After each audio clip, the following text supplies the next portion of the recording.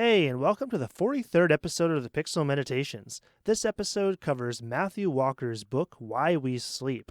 This is an amazing book that is surprisingly interesting, easy to understand, and full of great information about how and why we sleep. We begin with how sleep works and how most people really have no idea how or why we sleep.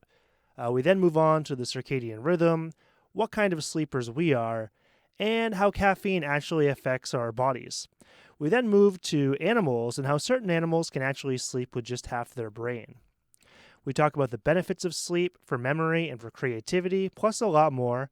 On the flip side, we talk about the detriments of sleep deprivation and how it can affect mood, work, school, and even driving. We had to talk about dreams. Toby and I definitely disagree a little bit on reading dreams, but we cover the benefits of REM sleep and dreaming, the effects of alcohol on that sleep, and how dreaming and REM sleep help us magically solve problems. We end the episode with society's relationship with sleep and how we can make our relationship with sleep better. Sleep is still stigmatized to some extent, and we think getting a full night of sleep should be prioritized. In doing so, we will be better students, employees, friends, and lovers. There's a lot of cool stuff happening with sleep in the modern world that we also cover at the end of the episode. This is a really hard episode to summarize, but stick around because you guys will definitely enjoy the episode.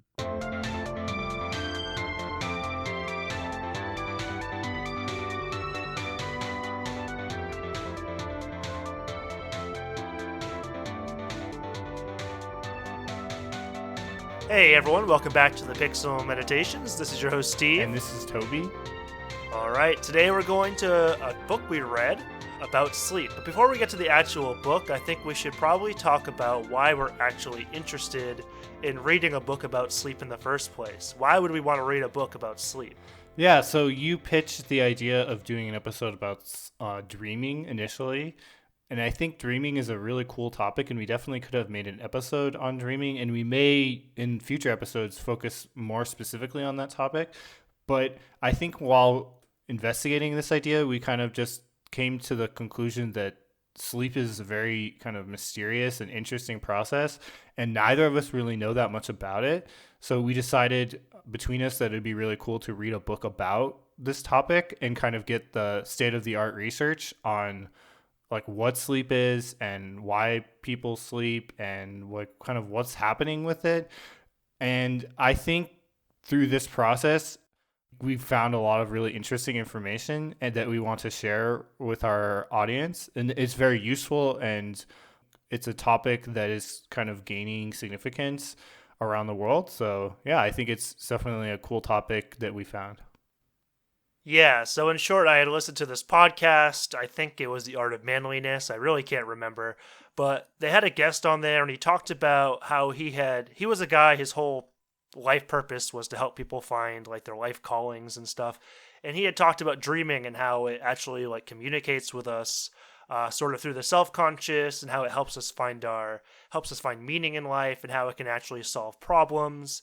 And he had used dreams on multiple occasions in his life to make decisions. So I thought, wow, like that's really cool. Like what if dreams actually do have this capability? What if they're actually like they're messengers from our self-conscious to our conscious, telling us how and why we can make certain decisions. So that was sort of how I got invested in the beginning. I brought the idea to you, and then you suggested reading this book. And when you showed me this book, I thought, oh my God, this is just going to be a bunch of jargon and science talk. Not that I dislike science at all, but I thought, I'm like, this is going to be one dry read. But actually, I really thought the book was really great. The writing was very easy to read. He brings in like random pop culture references, but not too much. He goes through so many different scientific studies, but he gives them kind of in layman's terms and uses terminology and words that you understand. So I never felt like I was ever behind the writer and I never felt like I had to keep looking up information and terminology. And I felt like I understood the book as I read through it. Yeah, definitely. I think he really tried to make it as clear as possible to his audience. And I think you really get a sense that he has like a kind of like a history of communicating science to kind of more laymen. It's definitely a huge problem in science in general that scientists really struggle with kind of communicating their ideas to like a general audience. and I thought that he did very, very well. So if anybody's really interested, I recommend this book. Yeah, it's really great. And I mean, he's a professor himself. He teaches students, so I think he's used to teaching a bunch of people who basically had know absolutely nothing about the topic or very little and walking them through it. And I also just saw his passion in the book. Like, this guy wants people to get proper sleep. He wants society to readdress how they look at sleep. And I think we're just going to get into the topic now and talk about all the stuff in the book. Yeah, definitely. It sounds good.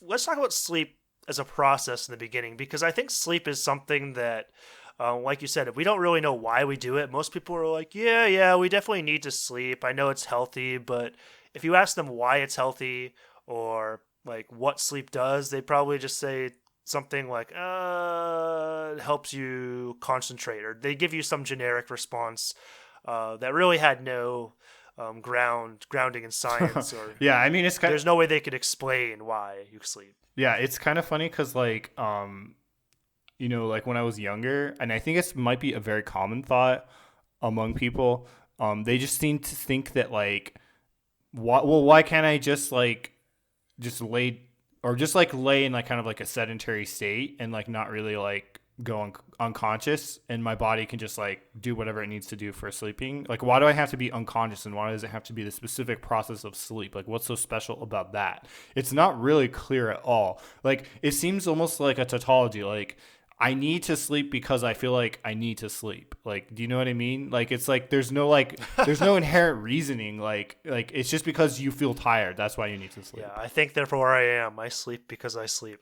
Um, Yeah. It feels like if you just like think in yourself, that's kind of how it feels like. It's like, I need to do this because I need to do this, and that's it. That's the only explanation. So it's like, I feel like, from a young age, I was always interested in like the question of why is this process necessary at all? well, right. I mean, it's something that takes roughly 1/3 of your life. And I think even more detrimental than the neutral thoughts that you are having, I think a lot of people want to just throw sleep away as much as possible. They think, I got to work. I got all these projects I'm working on. I got to deal with, like, family or relationship or friends. Where in the heck am I going to find the time? Oh, sleep. Why don't I just chop 1 or 2 hours off of sleep? And then that gives me more time to do everything in my day. Yeah, exactly. I feel like there's a lot of perhaps like personal and societal pressure to just like kind of reduce the amount of sleep that we get, because it is like a huge time sink. Like, if you consider that it's literally a third of our lives is spent in this kind of weird unconscious state without any clear benefits. Of course, like, if just taken from that basis alone, it kind of makes sense that we would kind of want to find ways to reduce the amount that we sleep, if it's not clear like why we need it and like what the benefits are. Right, exactly. And that's the thing. Most people don't know the benefits, so they think, if I can't cut work, I don't really want to cut my own time. Why don't I just cut sleep? That seems like the most practical thing to do. So let's just dive right in, though. We have how sleep works, and let's talk about how sleep works before we talk about why the benefits are there, because I think we need to explain what's actually happening when we sleep and some of the information regarding that. In the book, he talks about two ways in which our body works with sleep. One of them is our circadian rhythm. Most people will know the word a little bit. They've probably heard of something called the circadian rhythm. They probably think about it as like how their day is dictated, like when they feel more tired. And they're not completely wrong, but the circadian rhythm is actually slightly different than the 24-hour day, 24-hour and 15-minute, whatever day that revolves around the Earth revolving around the sun. Yeah, so there's circadian rhythm, and a lot of stuff happens with this. There's people that are better at waking up in the morning. There's better people that are better at sleeping at night. But one of the things that I found really cool about the circadian rhythm is it actually has a lot to do with temperature. Do you remember when he talks about temperature and circadian rhythm? Yeah, for sure. If I'm not mistaken, well, it's actually better to sleep at a lower temperature. If I'm not wrong, if I'm not mistaken. Yeah, I mean, not too cold. I think it was something like 18 degrees Celsius, if I remember right. But throughout the night, your body temperature actually decreases. And in the morning, maybe like slightly before dawn, your body temperature will begin to rise again, which basically signals that it's time to wake up. So even without the sun, like, you could be there was one study in the book where these two men, they slept in a cave for literally 32 days in complete darkness, and they still slept for about 8 or 9 hours a night. and they pretty much woke up and slept at the same time every day. So scientists were pretty tipped off that the circadian rhythm wasn't based on the sun and the moon. Uh-huh. Yeah, I mean I think the whole like fact that it's like less than 24 hours is interesting. Like, do you have any experiences with that? Like feeling like your circadian rhythm is like rolling over? Like, I know some people who literally like follow this like throughout the day. Like, it's like they're constantly shifting the time that they go to sleep and wake up because their circadian rhythm is not 24 hours. So of course, like if you follow it naturally, it's just going to like shift in like a 24-hour way. Like, have you ever like met anybody who is like that's how they live? Like they're constantly switching when they go to sleep. Like maybe every day they go to sleep 20 minutes later or something. Yeah, like it's a constant shift. Like they basically just stay up until they're tired, and then if you follow that pattern, like naturally it will cycle like around the entire 24-hour period. Like Oh. there's some okay, like I'm sure some people follow like various Twitch streamers on the internet, like basically like gamers, and these gamers will cycle their sleep in this way, and it's like you can't follow them at a like regular time because they're always waking up and going to sleep at different times, and it's like rolling around the whole like 24-hour cycle. That's actually really interesting. It sort of goes a little bit against what I'm saying, I guess, just because like your personal circadian rhythm should sort of align. I would think daily, it should sort of be the same. Not maybe not exactly minute to minute, but it'd be weird if one day you wanted to go to sleep at 10 o'clock and wake up at 11 o'clock in the morning, and then the next day you wanted to go to sleep at midnight and wake up at 6. Yeah, I mean, I'm not sure of the exact mechanisms, but I think there's kind of multiple things at work. Like your exposure, I found interesting. So your exposure to UV light during the day kind of can influence your circadian rhythm, like the timing of the UV light. So I imagine if you're like a gamer and you don't like see enough like UV light or something like that in your life, like maybe you're going to be offset from the actual like the the change in UV light. That's just my guess, but I don't know. Yeah, that's probably true. I mean, there's something like that, and I think that circadian rhythm also doesn't match most of our lifestyles. So I think that's another problem and why people really can't figure out how to sync their circadian rhythm because their circadian rhythm might just not fit with what they're doing in the day. For instance, maybe they need to start work at 8 a.m., but maybe their circadian rhythm is basically telling them they need to be waking up around that time. So therefore, they're always going to be off a little bit.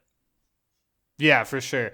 And I mean, that kind of brings up the interesting point of that some people are kind of more attuned to being night owls and other people are more attuned to waking up early. I don't know which one of those are you. Actually, I feel like I know which one you are. You're definitely probably like the morning Well, riser. okay, this is kind of interesting, actually. I think I have finally found out the answer to this in the last 6 months or so, because I spent my whole life sort of. I was definitely more of a night owl as a teenager, which fits the science in the book. But as I've gotten older, I've definitely found that I don't really like to sleep past 9 o'clock, and I realized, like, since I've graduated university or so, I basically can never sleep past 9 o'clock in the morning unless I am like drunk the night before. If I had a heavy night of drinking, which doesn't happen too often anymore, maybe that would skew this. But on the flip side, I tried waking up at 6:30 in the morning every day for like I don't know a couple months, and I liked it for about a week or two, and then I realized it was just getting harder and harder and harder. And now I kind of like I think I'm more aligned. I think I'm someone who wakes up around 7 to 8 o'clock. In the 7 o'clock hour, I think is when I feel comfortable waking up. So I Hmm. think I'm pretty much like an 11 o'clock to 7 o'clock sleeper. Interesting. Yeah, I think I'm kind of more of a mid morning riser, if that makes any sense. Like, I feel like I'm more comfortable waking up at like maybe 8:30 or 9 o'clock. Like, I don't really like waking up at like 7 a.m. Does Yeah. that make sense? Yeah, no, so you're kind of in the middle. Yeah, in the middle or something. But I've really found now that I'm not a night owl. Like, I don't like staying up till like 2 or 3 a.m. I used to be like that, and like again when I was a teenager, but not really anymore at all. Right, right. Yeah, no, it's hard. I used to be the same way, and it's sort of something that's weird when it happens because you realize like you're wow, I used to be up until like 1 or 2 in the morning, and I used to be creative at night. I used to be doing a lot of writing at 11 or 12 o'clock at night, and now I just can't do that. I feel like my brain just shuts off like 2 hours earlier, And reading this book, it actually was really great because it sort of told me the reason why that happens. And because teenagers, naturally, their circadian rhythms jump forward, and they tend to stay up later at night and sleep later in the morning.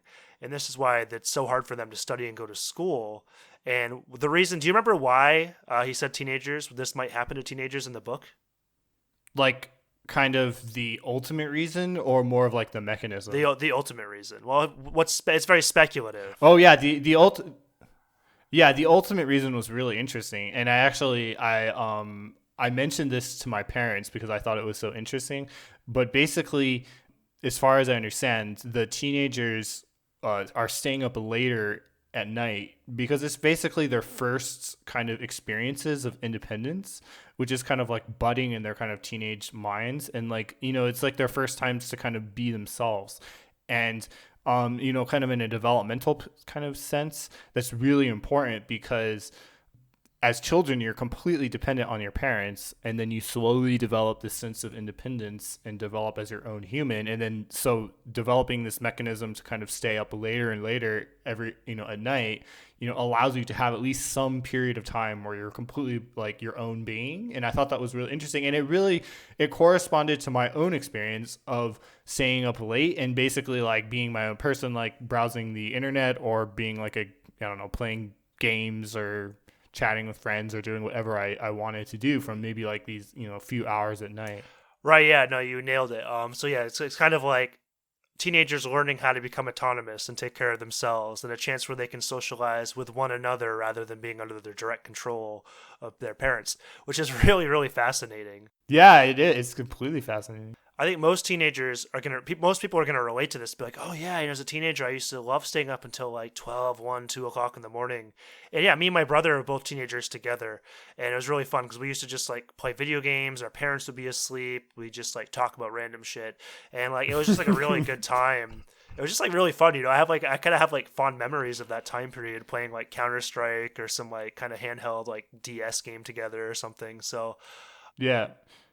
It's interesting because I feel like we might all have this sort of subjective experience of going through something like that, but it's just cool to see it like kind of represented like in this like book and to have like kind of maybe even an evolutionary explanation for it. So it's cool. yeah, totally. And I mean, to bring it full circle, like we're both getting older now. We're both in our early 30s, so it makes sense that our circadian rhythm has fallen back a little bit. I don't like being up past probably midnight. I would say that midnight is like the end of the line for me. If I'm up past midnight, I don't feel very great. Usually I can make it to 10 or 11, and I feel pretty good. But once I get to 10, 11 o'clock, I start crashing pretty hard. Yeah, I feel very similar. Except for the fact that I guess maybe I might just sleep longer than you. Like I probably sleep like maybe 8.5 to 9 hours on average. Yeah, so I try to give myself a sleep opportunity, which means the time you can potentially sleep for about 8 hours. And I realize that I'm probably not getting full 8 hours of sleep, so I'm probably getting closer to seven, realistically, which is not quite as good as it should be. But yeah, I've gotten better about giving myself more sleep opportunity. I'm trying to get myself up to 8 or even 8.5 hours to be Yeah, good. and even that alone is a very useful and interesting concept that I hadn't really seen before, like the idea of a sleep opportunity. So even if you're not sleeping, you're at least giving yourself that time to sleep. And I think a lot of people might assume that if they give themselves 7 hours of sleep opportunity, that they will sleep for 7 hours. But in reality, they might be sleeping for 6 or 5 hours during that time, you know? Right, yeah, because you got to consider it takes you, especially for me, it usually takes me at least a good 20, 30 minutes to fall asleep. And then if you wake up a couple times in the middle of the night, you're losing a little bit of sleep there. Maybe you wake up before your alarm, which is actually, it goes back to that circadian rhythm thing.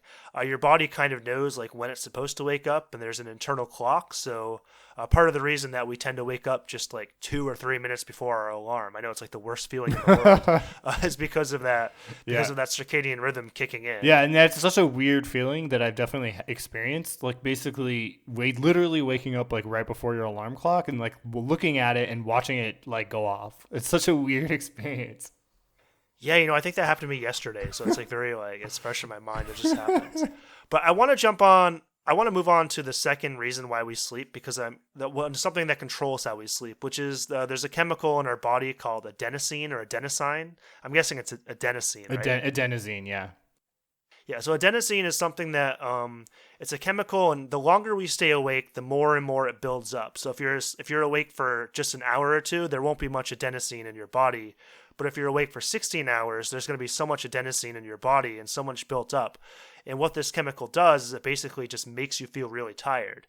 And the only way to get rid of the adenosine and basically knock it back to zero is to have a full night of sleep. Yeah, it's like he called it kind of like the sleep pressure mechanism. So it's like the feeling of needing to sleep is basically the adenosine building up in your brain. Right, so you have the circadian rhythm and the adenosine, and they're actually not really synced together. They're sort of two separate processes that are working on their own that control sleep.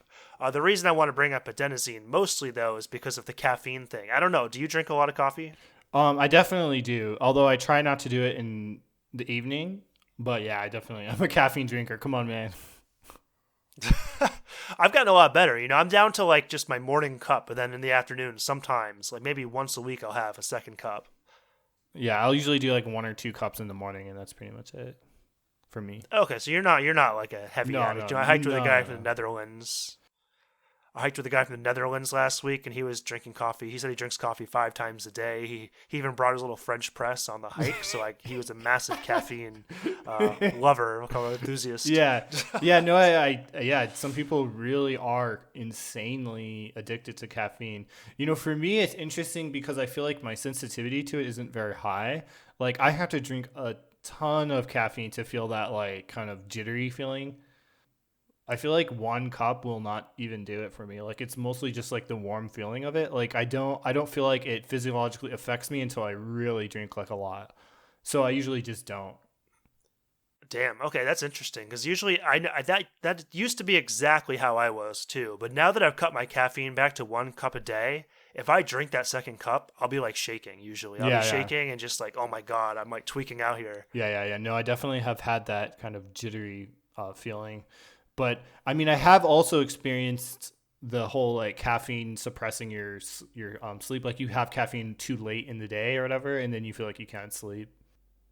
Okay, yeah. So maybe we should get back to the adenosine a little bit. So when you drink caffeine, basically this chemical adenosine is muted. It's muted for the time that the caffeine is coursing through your veins. So let's say you feel really tired in the morning. Maybe you didn't sleep well. So you're already going to have some adenosine in your body, but you drink the caffeine, you feel really great, and you don't feel tired at all. That's because what the caffeine has done, I'm not sure exactly what the scientific process is here, but the caffeine has muted that chemical adenosine temporarily.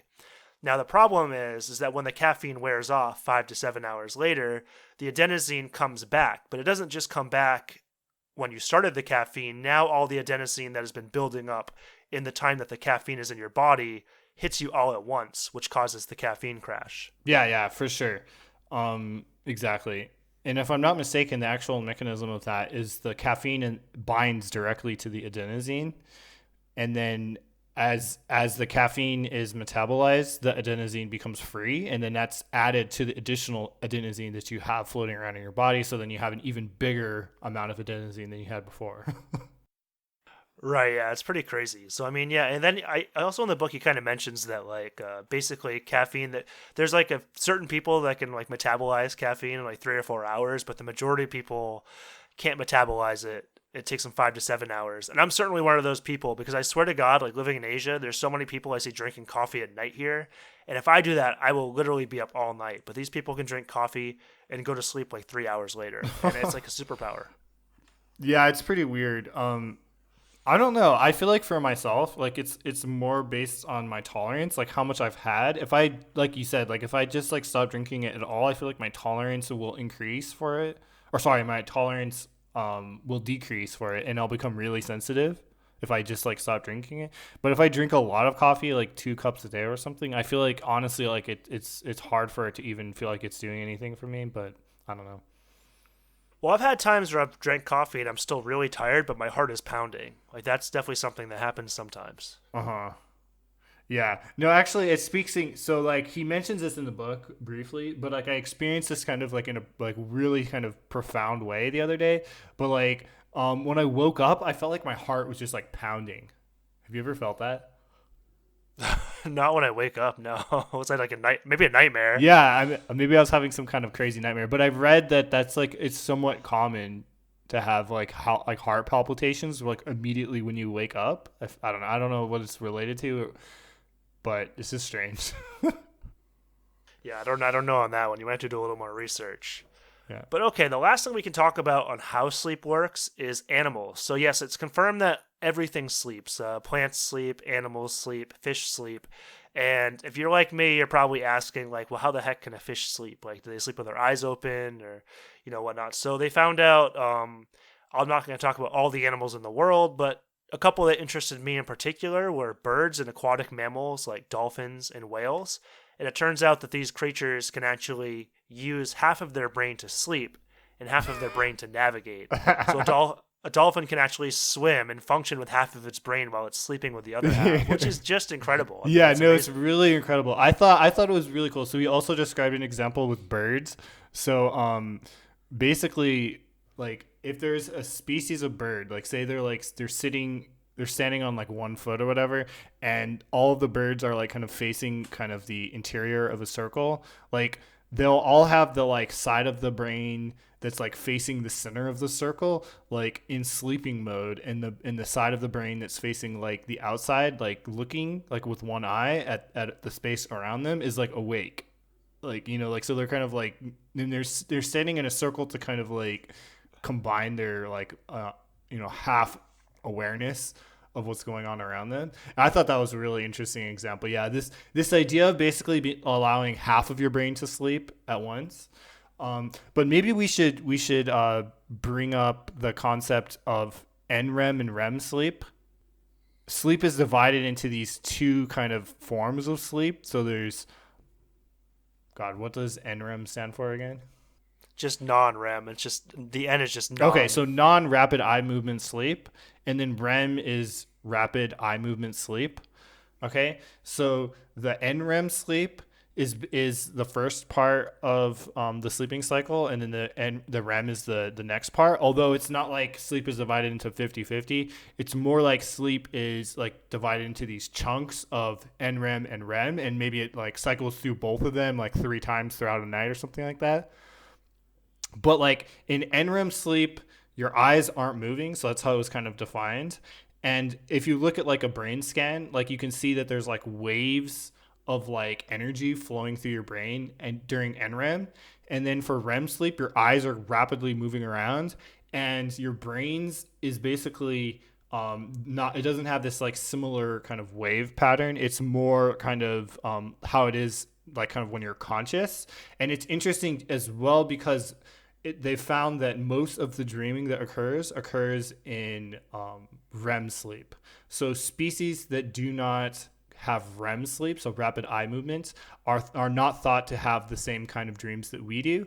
But like other mammals are all have REM sleep. So basically assume from this that like all other mammals at least and birds as well have REM sleep, so they dream, and I think that's pretty interesting. They weren't really sure about whales and dolphins. They said they had like a whale that had REM sleep for a very short amount of time, but they haven't really been able to find out if aquatic mammals have REM Yeah, sleep. yeah.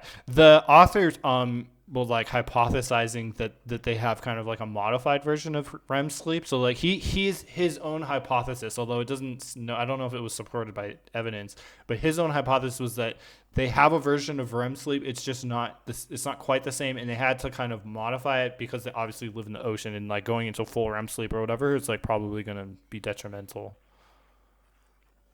Right, they would just sink to the bottom. But yeah, one thing, yeah. So there you have these two different kinds of sleep, and if I remember right, kind of like REM sleep hits you more in the second half of the night. So the first half of the night, you spend more of your time in NREM sleep or non-REM sleep, and you won't really be dreaming so much in the first half of the night.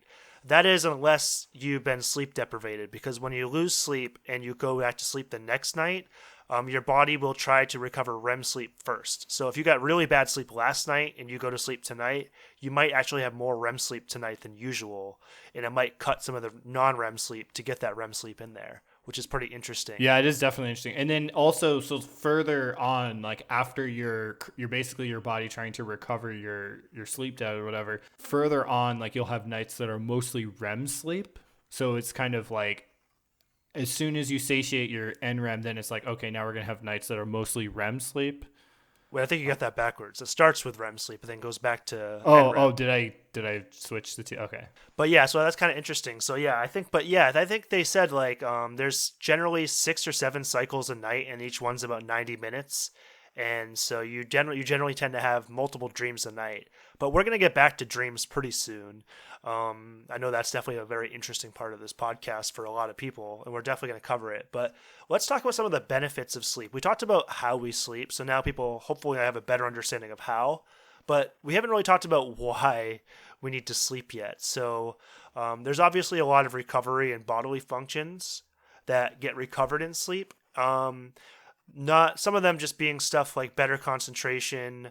When you have non-REM sleep, what's happening is it's taking short-term memory from the day before and it's transferring that to a different part of your brain, the prefrontal cortex, to make that long-term sleep. I'm sorry, long-term memory. But one of the things that I found really interesting here is for creative people. People that well, not even creative people, just people that are doing any task that requires them to study or work hard for a long period of time. Generally, what happens is people think, oh, I got to study, let's just say I'm learning Spanish. I got to study Spanish for like 6 hours today. I'm just going to study for 6 hours straight and just cram that in my brain. It's going to get in there. And they study for 6 hours and they realize that they're probably just learning less and less and less as they keep studying for that 6 hour period. And it's getting harder to remember it. And the example in the book was the piano player. Do you remember this piano player that had actually talked to the author? Yeah, I remember. So this piano player had kind of intuitively already known that sleep helps him learn how to play some piano bits. They did a study where they had people that were trying to learn something and they had them study, sleep, which means they studied all day and then they went to sleep. And then they had another study group where they had them study, go to sleep, and then return to the task in the morning. And the people that had slept after practicing and then went back to practicing after they woke up had learned X amount more knowledge or learned that skill more. So it teaches us that one of the benefits of sleep is actually synchronizing information that we're learning in the day, in that you can't just cram it in your brain without sleep. Sleep is very vital to memorizing facts and learning new skills. Yeah, for sure. Yeah, it was really interesting too because he connects it to the different types of sleep, so NREM and REM. So in NREM, you have these waves that are flowing through your brain, and basically in NREM sleep, it's taking your short-term, like you said, like you're taking your short-term memory that you have and you're transferring it to your long-term memory, and it does it through this wave pattern. So it's like all of the kind of cells in your brain are kind of flowing together to kind of share this information across your whole brain. And then in REM sleep, you don't have this wave pattern, but you have more localized actions. And he says during REM sleep that your actual like memories or like experiences are kind of being integrated in a more like kind of creative way. And he says that most of your kind of creative processing is happening during REM. So like you're going to have like kind of unique connections between different kind of thoughts during your REM sleep. And so for like straight up memory, like NREM is like way more important. But if you for like creative thoughts, like REM is really important. And like through his studies, like you said, like they did studies where like they woke people up during kind of the first part of the night, so where NREM is more dominant, and then they woke people up only at the end when like before the REM sleep. So you could see like kind of which like NREM or REM is kind of more important. And so that's like kind of how they did these studies to like find out this information. But yeah, I mean, I thought it was really, really fascinating. Like just the idea that sleep is so important for memory and like processing information, like especially for students who are studying, like it just shows you so clearly how like bad advice it is to just like pull an all-nighter or something like that. Yeah, for sure. And I think one of the coolest studies that you kind of glossed over a little bit there is that they would wake people up during non-REM sleep and have them solve a problem, and they would wake people up during the REM sleep phase and have them solve a problem. And the people woken up in non-REM sleep were basically just they had their normal thought process and they couldn't really solve many problems faster. But as soon as you woke up in REM sleep, it's sort of like they got these answers to these problems magically. They could suddenly problem solve, and it was like synchronizing this like part of their brain. It wasn't like a logical step like we would normally, like when we problem solve, we'd logically do it step by step if we were awake. But with REM sleep, it was just taking like disalike information in our brain and just combining it together to come up with these like almost magical solutions. So that's one of the benefits of dreaming and REM sleep right there. So I thought that one was pretty fascinating. Yeah, it's definitely fascinating. And like it's cool because he talks about kind of like the hierarchy of knowledge, kind of like if you think about knowledge and you can put it into like kind of these spheres or something like that of association. And like if you think about it in like kind of like a normal kind of sense, like you might be combining this with this because it's like kind of similar, and then you have like different like layers of relatedness. But in REM sleep, you're more likely to take something that's like kind of completely unrelated and connect it to something else that's like completely unrelated. And like you're making these really like huge leaps that wouldn't happen in like kind of like a logical kind of processing sort of way, but you're kind of like being like super creative. You might be finding like more interesting solutions during this like REM time, and you're finding connections that like might not exist if you just look at like the most logical types of relatedness, if that makes any sense. Yeah, I mean, I understand it because I read the book. I think it makes sense. One thing I liked, another section, it helps people with like exercise and weight loss. But I'm going to go to exercise first. So most people already know that if you exercise, you can sleep easier. But what's not very obvious is that sleep actually affects exercise more than exercise affects sleep. And people who don't sleep well and they try to exercise tend to be able to work for a shorter duration, and they don't tend to be able to accomplish as much work in that workout or in that exercise session. So that's part of the solution, but also the detriment is if you don't get enough sleep, your body actually takes away more weight from your muscle mass and your lean muscle. Whereas if you get a full night of sleep, you tend to have more muscle recovery and your body will take more weight from your fat storage.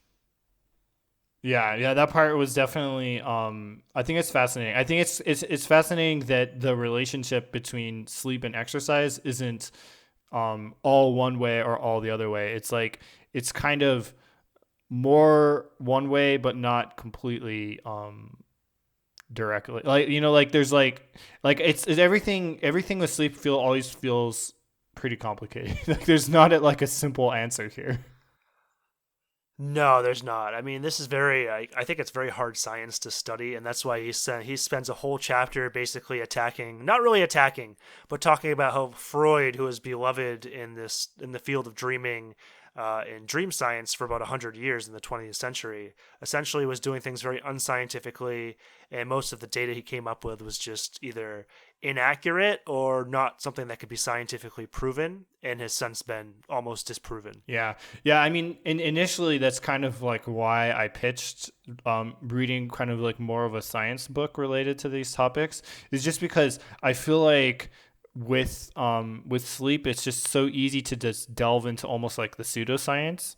So it's kind of good to like have a grounding based on kind of like where the scientific literature is. I mean, because it's just like dreaming itself. Like I guess that's kind of where we're headed again. Dreaming is such a mysterious kind of aspect, and it doesn't necessarily feel. It's not clear like what these images represent. I think there's kind of a tendency to ascribe a lot of meaning to what's happening in a dream, and I think that there can be kind of a detriment to um, thinking too hard about what's going on. Like, I'm dreaming about this, so it's obviously my greatest desires for my whole life or whatever. Like, it might be, but it might also just be you just randomness. Like, there might not be a purpose or meaning behind it. So you always have to be kind of careful, I think, with how you think about dreams, because you can go too far in your assessment of them. Does that make sense? Yeah, I mean, I agree, but I have a couple bones to pick with that analysis. But first of all, I want to talk about you attack the people that analyze their dreams, but I think there's another group of people who also deserves a little bit of criticism, and those are the people that think dreams are just frivolous and useless. Like I'm thinking about like probably someone like my parents, for instance, might kind of think that way, that, oh, it's just a dream, it's nothing, don't even think about it, it's just something just some crazy story your mind is giving you, and don't even think twice about it. So I think if you go too far into analyzing the dreams to the point where you're giving anxiety over them and you're stressing out over them, yes, that's very detrimental. But I also think if you're completely ignoring them and you're not utilizing them at all, or you're not giving them any sort of analysis, that could actually be detrimental as well. Yeah. Although I feel like the relationship between what the dreams are and their ultimate meaning is not clear. And it might differ from dream to dream. Do you know what I'm saying? Like maybe in one dream you have a thought that I don't know, you really want to be like an astronaut or something, but like maybe that reveals some kind of like truth about like how you feel about science and you really feel connected to that. But then in the next dream, I don't know, you're like it's just like nonsense. Like you're floating in the sky and I don't know, you're having a conversation with Elvis about his favorite his favorite like tea or whatever, and he really likes Earl Grey tea. So yeah, what does that mean? I don't know. These are strangely specific. Are these dreams that you've had in the past? I don't know. I'm just saying. I'm just saying. Like you don't necessarily know the connection between like the purpose of the dream and why you're having it. Like it might just be random. Okay, I mean, I definitely agree. You can't generalize dreams. If you look online, there's stuff called like dream dictionaries, and you can look up terms that are in your dreams, and they try to give you literal translations. And those are just bogus because what might be like the Earl Grey tea that Elvis is drinking in your dream might be something completely than the Earl Grey tea that Elvis is drinking in my dream. Or, Exactly. money might be symbolic of something in your dream that's Yeah. not the same as mine. So it does take quite a bit of self analysis and analyzing the dreams, and you might still not be 100% right, but I still think you can glean a lot of information from your dreams. One thing I started doing in the last 3 months or so is I've started writing down the dreams that I remember. So the first thing I do when I wake up, if I can remember a dream, which is happening more and more often as I write them down, I feel like I can remember them better, is I just jot down the details of the dream, what happened, how I felt in the dream, and then I kind of think about it in terms of my own life. And what you're going to see is you're going to start realizing that your dreams sort of have a lot of recurring elements. It could be recurring themes, recurring emotions, how you feel, recurring items. Like I have a lot of dreams that revolve around work, like working in past jobs, being in different places. Like I have a lot of dreams that are back in Korea, back in Portland, Maine, and I think that I don't necessarily know 100% what's going on here, but I think I can glean out some of the meaning and why I might have dreams. And maybe some of that's related to job stress or feeling like I'm not doing the right kind of work. So I think you can definitely gain some information from your dreams. And keeping a dream diary is one of the best ways to do it. Yeah, I mean, I would say that there probably is something you can glean from it, but I would just be careful with following some I don't know, supposed like grand like theory about how all these dreams work, like a la Freud or something like that, as the book kind of goes into. But I think as like a mechanism of kind of self-reflecting and just out of just maybe pure interest because it's cool, I think like a dream diaries might be interesting. And I think maybe just building your own meaning on what it means and not focusing so much on what kind of like other kind of established like kind of dream analyzer people think about it. Like I think that might be a better approach, at least that's kind of where I'm coming from. Oh, I 100% agree with that. Like, I write down my dreams, and sometimes I read some of my old dreams to see if it means anything to me now. Like maybe I'll read the dreams from December and be like, does this dream have any connection with like how I feel now or what's happening in my life? And it's just kind of fun. I don't take it too seriously, but I kind of look for the recurring themes and just the stuff that is really poignant and the stuff that really brings out emotion in the dreams. Because one of the things that happens when you're dreaming is your muscles actually go limp, so it essentially shuts off your motor functions and you being able to move. That way, like you can relive parts of your life that are extremely emotionally evocative or even traumatizing in some cases. And you don't actually have the same reaction. Like maybe you'll have a dream about your mother dying, but in the dream, you're not going to be as sad as you were in real life when your mother actually passed away. And I think that's one unique feature of dreams is they allow it, that he brings this up in the book, is that they allow us to relive experiences in our life that are really salient without all of the emotional implications of the original event.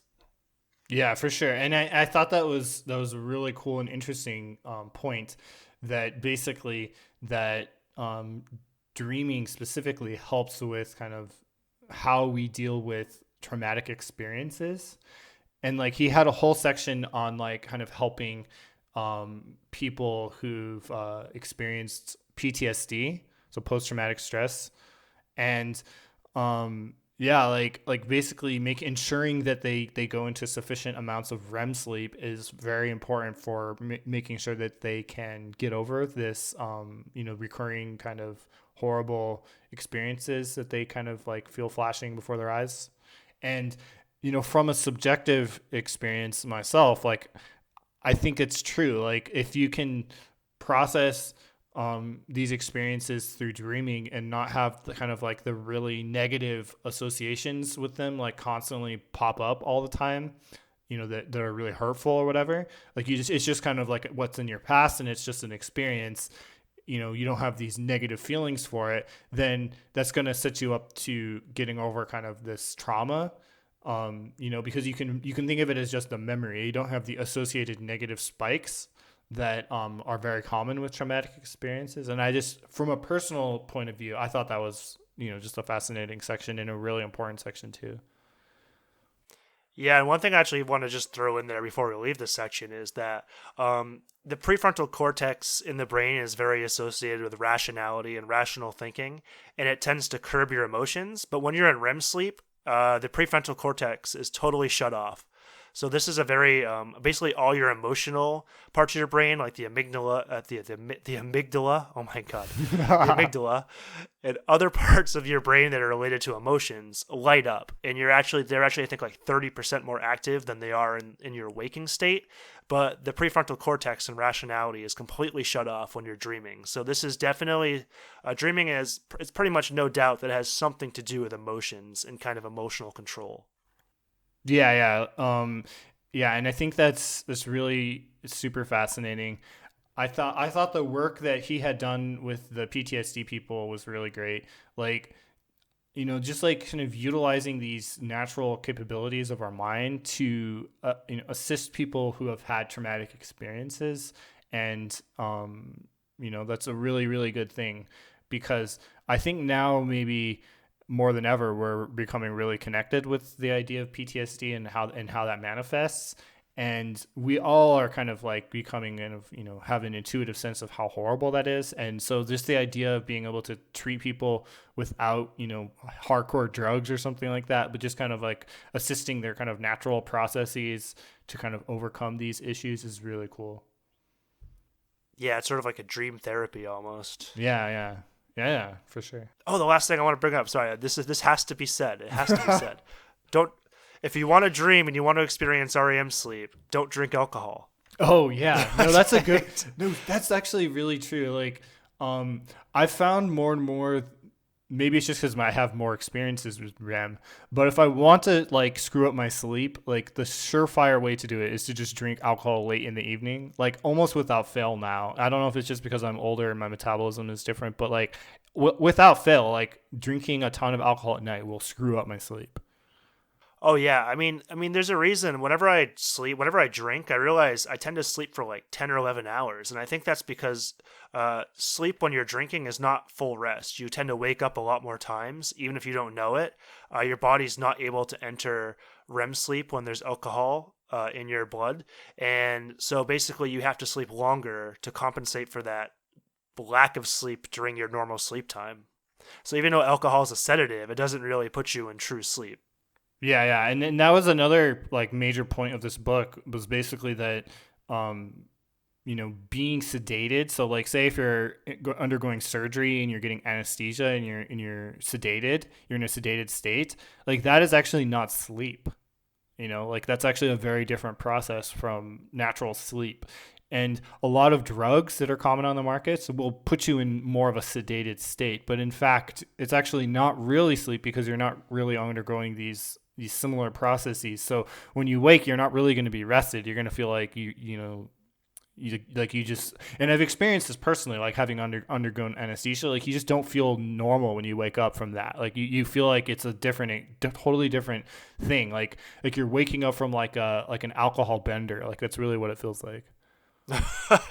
Oh, bender, damn. I've only had anesthesia for small operations when I was a kid and for getting my wisdom teeth taken Uh out, so huh. I don't think I experienced this as intensely as you did. Yeah. How long were you sedated? Well, I basically like I had like a super crazy surgery on my leg when I was younger, and yeah, it was like at least like 12 hours probably, but um yeah, you wake up and you feel like your brain's in like a complete like fog state. Like you don't feel like you're rested at all. You feel like you're kind of in a worse state than when you started. Damn, yeah, that's really interesting. I'm Yeah. glad you brought that up Yeah, because I yeah, for probably sure. wouldn't have, just because I haven't really had that experience. Uh-huh. But yeah, so we should probably get into what happens if you don't sleep now. So some of the negative effects, like you said, basically sedation and alcohol and being sedated by alcohol are not really true sleep. One of the parts that was really interesting to me was the car accidents, Oh because yeah. he spent a lot of time in this book talking about how governments and ads, they spend, so there's a lot of campaigns against drinking and driving, and we spend so much time concerning ourselves with people drinking and driving, and it really is bad. Like, you don't drink and drive, it's really stupid. No one's saying that's not true, but actually more people tend to get in accidents from a lack of sleep. And even accidents in the past, like even Chernobyl, he attributes Chernobyl to people working ridiculously long shifts and being underslept. So I mean, if car accidents are happening, if Chernobyl can happen from lack of sleep, and just really terrible accidents that have killed a lot of people, we should be actually focusing more on having people not drive when they're like sleep deprived, more so probably than drinking and driving. Yeah, yeah. Like he was saying that basically introducing the seatbelt would have less of an effect on driving fatalities than if people were to just not drive sleep deprived. So like it's like on that magnitude. Like the amount of deaths that happen because of sleep deprivation are more than like if nobody wore a seatbelt, which is insane. That is insane. I mean, the micro sleeping was insane too. Like the fact that you actually like when you're so sleep deprived and driving, like you're essentially sleeping. It's called micro sleep. Uh Like huh. you're sleeping for like a few seconds at a time because your body is just trying to find any way it can to get sleep in there. And I've been in a car. I mean, my friend, we did a mountain hike over the weekend. We climbed a mountain and we came back to Taipei, the city I live in now, really, really late on Sunday night. And my friend was driving since he had rented the car. And I remember he kept like falling asleep and he would just like swerve in the other Oh lane my for like three god. seconds and then kind of wake back up. And it was bad, but I wanted to help him out, but I was in just as bad shape. So I was like, I could not drive any better. I also don't have my name on the car. So if I were to take the car, then if I got into an accident, it would probably be worse than if you did. But we both have to get to work tomorrow, so we have to get back to Taipei. So I mean, he was essentially micro sleeping in front of me, and I was trying damn hard not to fall asleep myself and praying that we weren't going to die. Oh my god, dude. Yeah, no, that's a really, yeah. But it's like it's nuts because even if you know all this stuff about sleep, like the dangers of sleeping and driving, or like, being drowsy when you're behind the wheel, or the effects of alcohol and sleep, or like all of these factors, like I feel like we know we can learn all this stuff, and then like we go out into the real world and it's like we still behave this way, this similar. um Yeah, I find that's a pretty common problem with a lot of science in general. It's like, here's what the science says, but we're not doing that because of, well, money and economy. and life and just things. Yeah. Yeah, it's unfortunate. Um, but yeah, I mean, so another thing about sleep that I've personally experienced, and I know to be the case, and I think most people are very familiar with this, but basically the fact that when we don't sleep, we become kind of irritable, and also that we're kind of like very, we're kind of more stubborn and less accepting of other viewpoints other than our own. Hmm. Like we just become kind of just stuck in our own way of thinking, and I feel like, because as a society, like we're becoming increasingly more sleep deprived. Um, like anybody who's really really stubborn and like you can't communicate with them seemingly, like you have to almost consider the fact that like, well, maybe they're just like hella sleep deprived, you know, like maybe that's a factor behind why they're not listening to you. So like how much better would our society be potentially if, you know, we were all well rested and, you know, not in this kind of irritable kind of stubborn state, which I feel like is very common and something that I myself experience as well. Yeah, I mean, I have a lot of experience with this in the last few years. One thing that happens when you don't really sleep well is your emotions swing, and they don't just swing towards the negative; they swing very violently towards both sides, the positive and the negative. So it hits like your receptors you get when you get like a reward. So you'll feel really happy sometimes when you're sleep deprivated, but then you'll suddenly swing the other way and feel really negative and moody about something.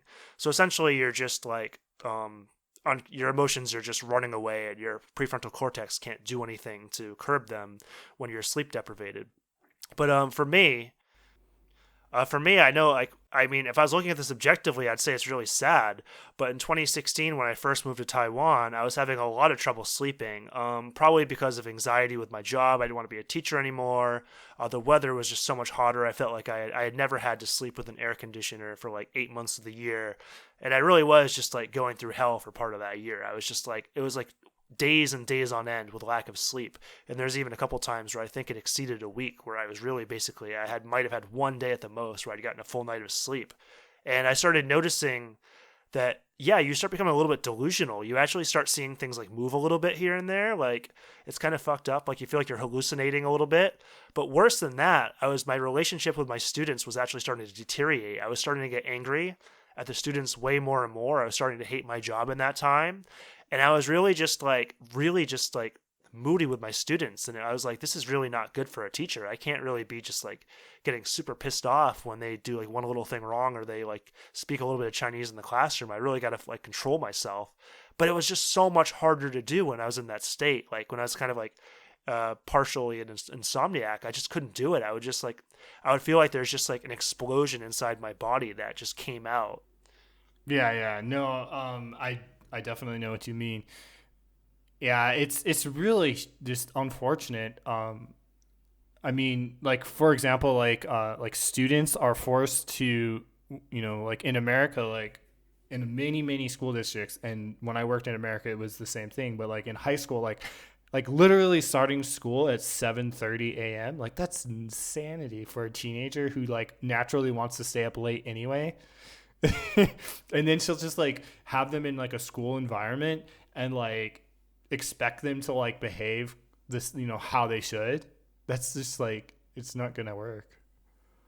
Yeah, I liked in the book that he likened it. So he's like, okay, you're basically waking up a teenager at 5:15, and they naturally want to go to bed at about 12 o'clock or 1 o'clock. So if you're an adult reading my book, think about this. What if I had asked you to wake up at 3:15 tomorrow and asked you to immediately be productive? Could you do it? Because that's basically what you're asking Yeah, teenagers to do with school, which is really crazy. I yeah, mean, I know if you woke me up at 3:15, I'm going to be like, no, F this. I'm going back to sleep. yeah, exactly. No, and that's the thing. Like, the it's like the older people are kind of imposing their kind of experience like of it not being an issue for them onto the teenagers, and they're just like, oh, just like snap out of it, like it's fine, it'll be totally cool. Like I thought it was interesting how he mentioned that 100 years ago, like schools all started at 9 a.m. Like that was very normal, and it was very common for students not to have to like even set an alarm because it's like attuned to their natural cycle, so they don't even need to like worry about it as much. But now it's just like for teenagers, it's like literally the most torturous experience ever to wake up that early. Yeah, I mean, actually, truthfully, I don't really remember having that much trouble with it. I think I'm kind of lucky in that, like, I was a little bit of more of an early bird than a lot of my friends were. Hmm. But I definitely know that I definitely didn't want to be waking up at like 6:30, 6 o'clock like I was. But I definitely know some of my friends had a harder time with it than I did. But yeah, I mean, for teenagers, it's not really in line with their circadian rhythm whatsoever. And yeah, the older generation, they always say something like, "Oh, when I was a kid, I had to go to school that early too, and I powered through it. I learned just fine." And I don't know. It's like I don't know if it's just like every generation ever has this problem, or if it's like a baby boomer thing. but they seem to have this like chip on their shoulders with like any change that's like going to make life easier. They're like, why does life have to be easier? It should be harder. It should be just as hard as it was in 1958 when I was going to school. Like it just seems kind of absurd and ridiculous Yeah. when you're looking at No, it for sure. sometimes. And especially when faced with like very clear knowledge that it would be better, like not just for them, I don't know, emotionally, but like also their test scores improve. Also, they're not exposed to that period between when school is off and our school is over and work hasn't ended yet. So like basically the time between like 2 and 5 p.m. A lot of teenagers are at home at this time, and or they're just out and about, like kind of like up to no good. You know, this is before parents get home and stuff like that. So if you let them go to school later, then they're home later, and then they're home more close to the time when parents get home. So yeah, it just seems like a win-win in that situation. Yeah, I think the logic's there. Well, hopefully that'll catch on to some I hope so. extent. I really do. I really, really do. Yeah, I do too. Let's move on to the working culture a little bit because I don't think working culture is much better for most people. Most people are still waking up to an alarm. They have to work hours that are pretty rigid. You know, they don't really get to choose their hours, and they feel like they're working too long and they're not really doing anything that's the fact that most people don't like their work doesn't make the fact that you have to wake up early and potentially lose sleep better to do it. But I think the more startling fact might be that when you look at under workers that have underslept, they tend to perform worse and they actually lose something. I think it was like $2,000 a year per employee, and when you like factor in the entire GDP, it's something like 2% of the GDP or 3% of the GDP. I can't remember exactly. It's 2 or 3% of the GDP is actually affected by lack of production or poor production by underslept employees. Yeah, it's pretty crazy how big of a deal that is. Like we've mentioned it before, or we mentioned it before, but like I think like a good mantra for this is happy people are productive people. So I think having employees kind of being unsatisfied with their kind of work life balance, for example, like pushing them really hard to like put in a lot of hours to the point where they feel like they should like be sleep deprived or something like that is really, really unhelpful. And even if they cut their own sleeping hours, you know, because they don't realize how important it is, it still has these significant detriments. So it's actually quite in the interest of companies to recognize that getting a full night's sleep. So the author says that it's 8 hours a night is really important for a well functioning business. It's like it seems to be like an incontrovertible fact. Yeah, and one little thing I'm going to throw in there because I found this, it's sad, but it's kind of funny. People that are underslept at work actually tend to be more deviant, he says in the book. So, I mean, they'd be Yeah. probably more capable of trying to sabotage their coworkers or the company's profit or something. I don't know exactly what that means, but you can use your imagination, I'm sure. Yeah, and like I think so for me I think the biggest issue with work is that we have this construction of like the 9 to 5 working hour or working day, and it's kind of like inherently very, very rigid. Because as we discussed, like some people naturally wake up earlier, some people naturally wake up later. It'd be great to have a system that's like more flexible within that, and then also to accept that there's points during the day when productivity would be increased if you allowed people to like say go off and like take like a 10-minute nap or something and then come back. Like as it seems so absurd in some working cultures to even suggest that, but like if you actually look at like the productivity and the facts behind it, like it's obvious that that's beneficial. So like you have to be like kind of more flexible, and I think that's something that the working culture really needs. Yeah, so now I think we can start talking about some of the cool stuff that's happening with work culture. Like, one thing I'll say about my job that they do, and it is mentioned in the book, is variable work hours. So I'm actually allowed to start work anytime between 8:30 and 11 o'clock. Yeah, that's really cool. So that's like really in line with what he suggests, actually. Yeah, I usually tend to try to go in earlier. Like I'll usually start around 9 because I would rather just finish work earlier. But there are definitely other employees that take advantage of coming in at 10:30 or 11. It just means they stay later than I do. But so that's a cool thing. There's actually companies. I think he mentions Nike and Apple, and I know Samsung does this as well. They have something called sleep pods. So yeah, like you said, their employees can just go in this room and they can just take a nap in the sleep pod and then come back. Samsung also has they try to make their buildings really really big to intentionally make their employees walk and do more exercise and to try to get them to bump into other employees and talk. It's sort of like they've designed their buildings to increase steps taken and interactions with other employees. That's really cool. And there's one more. What am I forgetting here? Um, Oh, the incentives oh to yeah, the sleep. The company incentives, yeah, that for sure.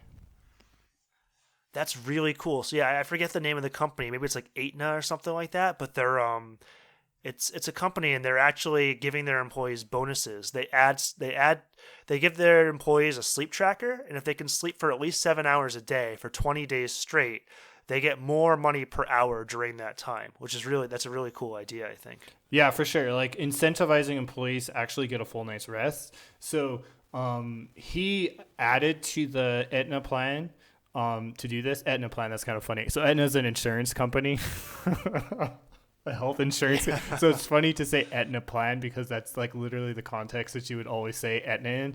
But anyway, Aetna's plan for this is basically to basically like add all of your sleeping hours together and to say over this time period, if you have this number of sleeping hours, then you get like this reward. And I think it was like a cash reward in the Aetna system. But in his model of it, he thinks that they should focus more on continual sleep. So like make sure that everybody's getting 8 hours every single night and not just getting like, 6 hours, 5 days a week and then 8 hours on the weekends.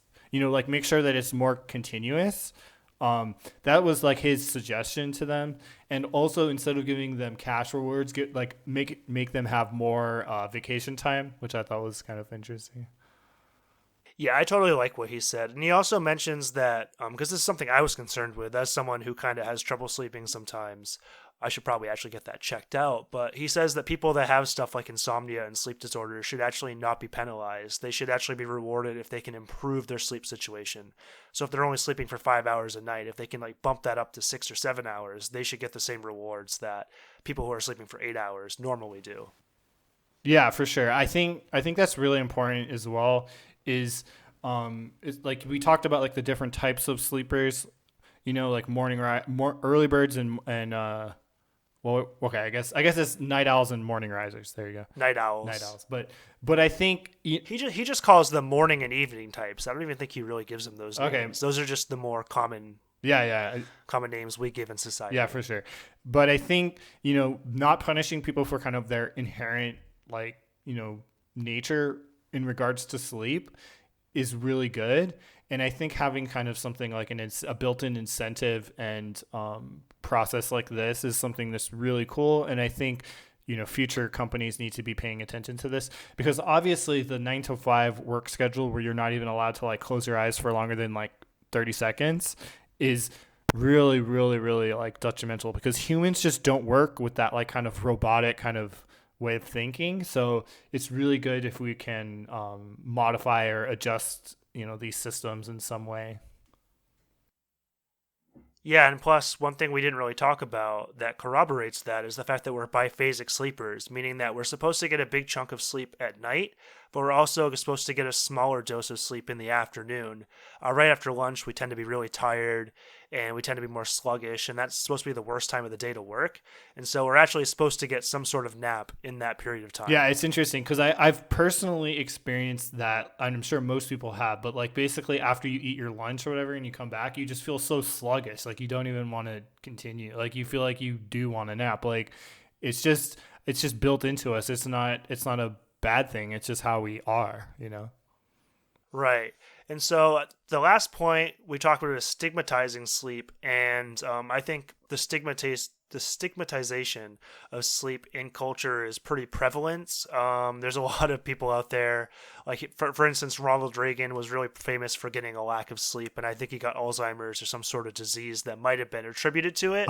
And there's so many people out there that just consider people that sleep to be lazy, like, oh, you're sleeping for so long. Why are you sleeping at 9 a.m.? So there's a lot of ignorance that we've talked about towards like types of sleepers, getting a full night's of rest, and there's no shortcuts. Like even if you like get 5 hours of sleep today and then you get 10 hours of sleep tomorrow, it just doesn't work. You can't just make up for past nights of sleep. Like you don't make up for the past sleep. All you can do is try to improve the sleep you have now and for the future. So the fact that you sleep more on the weekends, but maybe get 5 or 6 hours of sleep in the week, it just doesn't work. You can't compound good nights of rest to make up for lack of sleep before. Yeah, yeah. He goes into the specific details, but it's actually quite understood that you cannot make up for your sleep debt. Like he even goes so far as to say that nights lost during rest aren't something that you can never regain. Like even if you try, like you can't ever regain your night's rest. So it really it prioritizes like maximizing the amount of sleep that you can get because the consequences of the sleep that you've lost will just build up over time. And if it becomes to the point where you don't, you really are living at a significant sleep deficit, then you will start to have all kinds of insane, like just nutty, problems. Like, like you mentioned Ronald Reagan, but also I've heard that Donald Trump doesn't sleep like normally. Like he sleeps like 4 hours a day or something like that. And It makes sense. he's like literally like binging on like Fox News and like Burger King or not Burger King, McDonald's or something. While basically like in the 4 hours where he's not sleeping. And then, but like a lot of people think that he has like dementia. I might agree with that. Like he has signs of dementia. It's possible. I mean, I don't want to get too far into politics, but yeah, Trump certainly seems like his mind has there's something going on there that's causing him to be very volatile and Some things, sometimes incomparable, there's some things in there intolerable even. there's some things that may lead you to suspecting dementia. But anyway, regardless of that point, Well, I so think to finish off the yeah. podcast, unless there's another pressing point you want to talk about, I think maybe we can talk about our personal takeaways very quickly, our personal takeaways from this book and how it might affect our future sleep.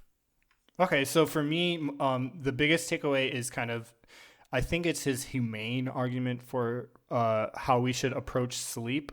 So not only is it a very fascinating and interesting process that is important, um, it's better for humanity if we address sleep in a rational way. Like we respect it for what it is. We don't treat it like it's something that you can just get by sitting in a chair for 2 hours. Like, we respect the physiological process that it is. We respect all of the evidence that suggests that we're more productive if we do it well. We're happier if we do it well. Our social relations are better. Like society as a whole is just so much better if we get this kind of piece about sleep right. And also that we are in a midst of kind of like one of the worst kind of, I don't know, I guess you could say epidemics of kind of sleep deprivation, and that there are a lot of forces in society that would make it so that we sleep less, that we're incentivized to sleep less, whether it's school or work, and that this is like the mental health crisis in America is kind of, partially, to do with this. So if we want to address these issues, like we have to address how we sleep and, just our relationship with what we think about, like how, like what is good sleep, etc. So yeah. Yeah, I totally agree with that 100%. I would also add that the rapid pace of modern society is something I worry about. It's like the go, go, go culture. Like, you're not going to waste a single minute in your day. And, so many people talk about how productivity, but they often talk about it alongside going against the science of sleep and talking about how you can be productive and maybe how you stay up all night and you just work on a project. It's like, yeah, maybe if you do that like one time, maybe that's not so bad. But if you're doing that regularly, there's definitely going to be some massive health problems. So I don't think that like prioritizing exercise or productivity over sleep is going to be very smart in the long run. And that's something I personally took away and something I see in society as a whole. Since I started reading the book, I usually exercise in the morning, regardless of how tired I am. I'm pretty good about it. But since I've read this book, I've kind of been like, well, maybe getting the extra hour of sleep might actually be more beneficial than getting that workout in there, since I'm probably gonna like end up losing muscle mass anyway if I don't sleep enough. So I think there's definitely a lot of just sort of repurposing society to understand this science, educating people about it, and getting the information to schools, to doctors, to employers, and just trying to prioritize science in general, and specifically, in this case, the benefits of sleep and why we should not be cutting sleep for profits, for productivity, for exercise or diet or anything else, really. Yeah, for sure. No, those are all really, really great points. Yeah, I mean, I think it's something that is important and maybe kind of woefully neglected, and I think also something that is well within our powers to change. So, On a personal level, for sure. on a personal level, but even on a societal level, we need to just prioritize it and make it something very significant. And then I think a lot of good things will follow. But it starts from the perspective of kind of making this very important. And yeah. All right. Well, I think that's going to do it for today. I just want to give both of us, I just want to give us a quick congratulations because we managed to do this whole topic in about 75 minutes. And it was just a tremendous effort of putting down notes and trying to string together an outline that would cover the parts of this book that we really loved and wanted to talk about. And I think we did it pretty successfully. So I'm going to give us a little bit of a kudos there. Yeah, I agree with the kudos. And it's just really cool. So you guys should definitely check out this book, Why We Sleep by Matthew Walker. And we'll put a link to the book in the description below. And hopefully we can do more topics like this in the future that might be science related or based on books, because I think the books suit our personalities pretty well. But with that, I'm going to catch you guys on the next episode of the Pixel Meditations. Thanks for joining us on this episode of the Pixel Meditations. We hope you enjoyed the episode as much as we did. If so, please support us and help spread the word so we can reach new listeners. You can do this by simply subscribing to our podcast, leaving us ratings and reviews on your favorite podcast apps, and by sharing our content. Your feedback and ideas are very important to us, so please get in contact with any requests, comments, or suggestions. You can find us on Twitter at Pixel Meditation, Gmail at thepixelmeditations@gmail.com, and Facebook at the Pixel Meditations page.